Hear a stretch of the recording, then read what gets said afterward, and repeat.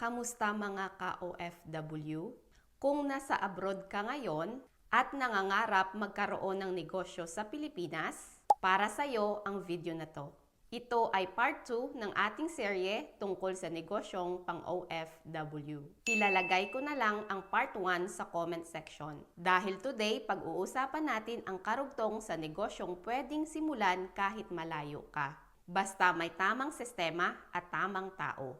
At tandaan, hindi kailangan ng malaking kapital para magsimula. Kailangan lang ng tamang strategy, tamang mindset, at tamang kapartner sa Pilipinas. At kung napadaan ka sa channel ko, don't forget to subscribe and click the notification bell.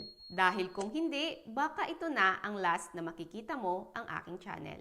Negosyong pang-OFW Part 2. Pang-anim ay junk shop business. Isang negosyong simple pero consistent ang kita. Habang dumarami ang basura, dumarami rin ang opportunity sa pagre-recycle. At ang maganda dito, hindi kailangan ng high-level na skills. System-based at pwedeng patakbuhin ng trusted na person.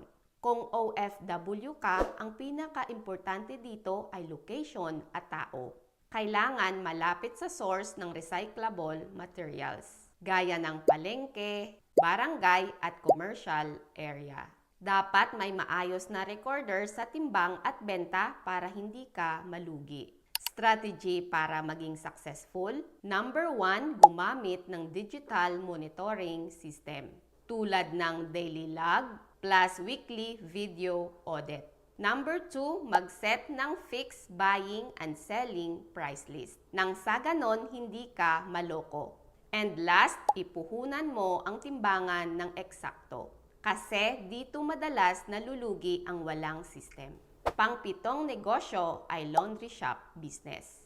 Perfect ito sa mga OFWs dahil consistent ang demand. Kahit anong season ay nagpapalaba pa rin ang mga tao. Ang challenge dito ay equipment maintenance and quality control.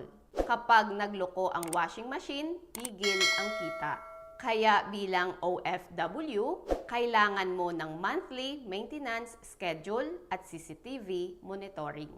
Para maging successful, piliin ang mataong location, malapit sa apartments, dorms, or subdivision. Pwede din mag-offer ng pick-up at delivery service para mas madali ang kita. Ang laundry shop ay isa sa mga pinaka-stable at predictable. Once maset mo ang system, tamang location, reliable staff, regular maintenance, at clear operating procedures, pwede itong magbigay ng steady cash flow kahit nasa ibang bansa ka. Ang sekreto, huwag pabayaan ang quality. Siguraduhing malinis ang labada, mabilis ang turnaround time, at maayos ang customer service. Dahil kapag consistent ang serbisyo mo, paulit-ulit babalik ang customers at lalaki ang kita buwan-buwan. Pang-walong negosyo na pwede sa OFW ay rental business. Ito ang madalas hindi napapansin ng maraming OFWs. Ang rental business, kahit simple sa tingin, malaki ang impact sa long-term financial security mo. Bakit? Dahil kahit nasa abroad ka at nagtatrabaho, patuloy ding kumikita ang asset mo dito sa Pilipinas.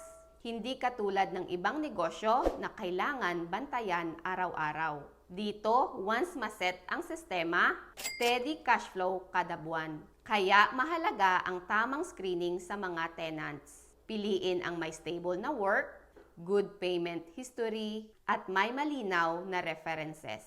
Mas maganda din kung may inspection checklist para alam mo kung aling appliances o parte ng property mo ang dapat bantayan. At kung tricycle, sasakyan o motor ang pinapaupa mo, siguraduhin na maayos ang logbook at may deposit system para protektado ka sa damages. Dahil sa totoo lang, ang madalas nagfi-fail ang OFW sa rental business ay sobrang tiwala sa tauhan o kamag-anak.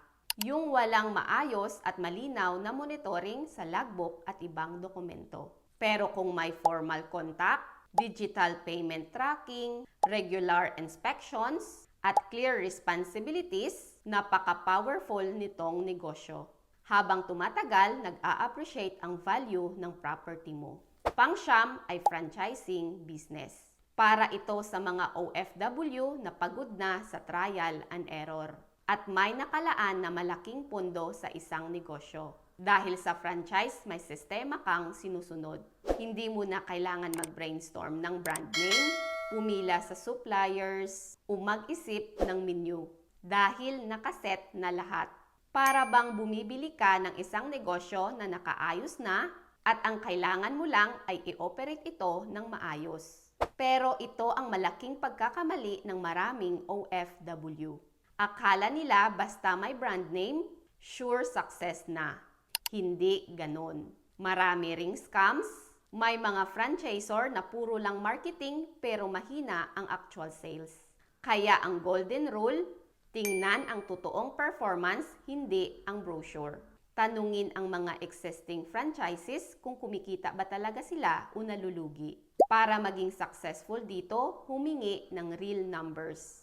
Huwag mahiya dahil pera mo ang ipapalabas mo. Kailangan mo malaman ang detailed daily sales, actual rent sa location, ilan ang staff na kailangan at magkano ang pasahod, at gaano katagal mag-break even. Dahil kung ikaw ay OFW na walang masyadong oras sa pagbabantay, franchising is one of the best, safest routes. Pero only if well-researched. Dahil ang franchise ay hindi magic, pero kung tama ang napili mo, kaya nitong magbigay ng stable income kahit malayo ka. Panghuling negosyo na pang OFW ay water refilling station. Kung may isa mang negosyo na may everyday customer, ito yon. Hindi mo kailangan hulaan ang peak season dahil araw-araw ay may bumibili ng tubig. Para sa OFWs, napakalaking advantage nito. Napaka-predictable ang kita at long-term demand. Pero sa negosyo na ito, reputasyon ang puhunan mo. Kapag nadikitan ka ng issue na hindi malinis ang tubig, tapos ang negosyo. Kaya dapat may strict quality control ka, gaya ng weekly filter cleaning, daily sanitation, at monthly machine check-up. Maglagay ka ng checklist para alam mo kung nasusunod ba talaga ng staff ang iyong process kahit nasa abroad ka. At para maging profitable, huwag umasa sa walk-in customers. Gawing mas convenient ang service, mag-offer ng delivery, at magkaroon ng regular schedule. Halimbawa, MWF sa Barangay 1 at TTHS sa Barangay 2. Pwede ka rin gumawa ng membership card o suki system na may discount para sa regular customers. Sa business na ito, tiwala ang binibili ng tao na magbibigay din sa iyo ng long-term at low-risk income habang ikaw ay nagtatrabaho abroad. Sabi ko nga, lahat na nabanggit ko sa part 1 at dito ay pwedeng maging successful. Kailangan mo lang ng tamang tao na maaasahan sa Pinas, tamang sistema, at constant monitoring. Dahil tandaan, kahit gaano ka pa kagaling sa negosyo, kung mali ang taong pinapahawak mo, maliit ang chance na ikaw ay aasenso. At kung nagustuhan mo ang video na to, don't forget to like, share, and subscribe. Also, hit the notification bell para palagi kang updated sa aking channel. At kung may tanong ka, i-comment mo lang para masagot natin. Again, this is Beverly Jones. Always remember to believe in yourself. Maraming salamat po.